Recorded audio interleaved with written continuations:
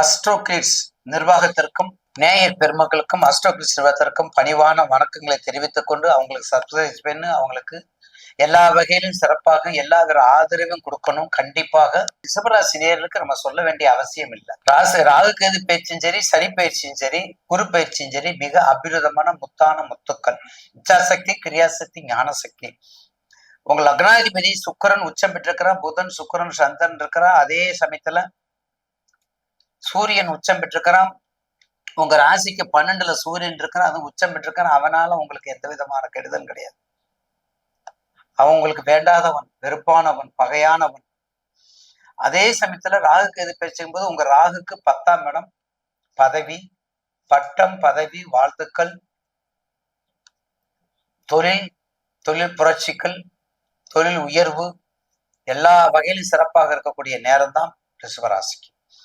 எந்த தொழில் செஞ்சாலும் தீர்க்கமா முடிவெடுத்த பிறகு யாருக்கு என்ன யோக பலம் இருக்குது, யாருக்கு என்ன தசா புத்தி, குறிப்பாக திதியும் யோகமும் பெற்ற நல்ல நாள்.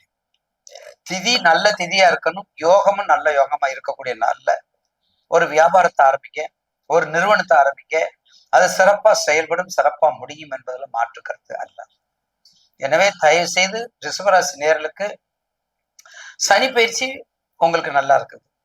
சனி பயிற்சியும் குரு பயிற்சியும் ராகு கேது பயிற்சியும் ஒரு அபிமான லாபத்தை கொடுக்குமே என்று நஷ்டத்தை கொடுக்காது. எனவே இதே கேதுவும் கேது பயிற்சியும் ராசிக்கு உங்களுக்கு, அதாவது தனத்துல இருக்குது, 4ஆம் இடத்துல இருக்குது. கேதுக்கு 4ஆம் இடம். அப்ப சிம்மத்துக்கு 4ஆம் இடம் இருக்கும்போது நிச்சயமாக 4ஆம் இடம் சுகம், தாய் சுகம், மருத்துவ செலவுகள், வண்டி வாகன செலவுகள், உதிரி பாகங்கள் வாங்குவது, அகலக்கால் வைக்காம இருப்பது, சிக்கனமாக செலவு வைப்பது, இதெல்லாம் பண்ண கேதுனால எந்த கெடுபலனும் கிடையாது. அப்ப கேது கண்டிப்பாக கேதுனால எந்த பலனும் கிடையாது.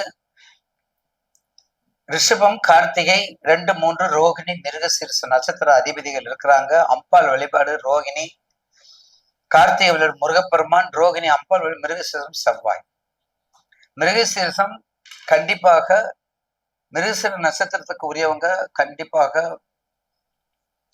கதிராமங்கலத்தில் இருக்கக்கூடிய வனதுர்க்கை மிக மிக அற்புதமான துர்க்கை. அவளுடைய திருவடியை வணங்கி யார் எங்க போனாலும் கேட்டதை கொடுக்கக்கூடிய கதிராமங்கல துர்க்கையை வணங்குக, மிக சிறப்பாக அமையும். அதே போல கண்டிப்பாக இந்த ராகு கேது பயிற்சியில ரிஷபராசியை பொறுத்தவரையில அதிகமா சொல்ல வேண்டியதுல ஏன்னா இந்த ஒரு நேரத்துல இந்த 2000 சாரபலம் மட்டும் கவனம் பார்த்துக்குங்க. ராகு கேது பயிற்சி சாரபலம் முதல்ல பூரட்டாதி, அடுத்து சதயம் சுயசாரம், அடுத்து அவிட்டம். பூரட்டாதி சமமா இருக்கும், சதயம் அதோட நல்லா இருக்கும், அவிட்டம் கவனமாக இருக்கணும் ராகுல. அதே மாதிரி கேதுக்கு வரும்போது உத்தர சாரத்தை கவனமா இருந்துக்கங்க, பூரம் நல்லா இருக்கும். அதுக்கடுத்து மகம் அதை விட நல்லா இருக்கும் கேது சாரம்.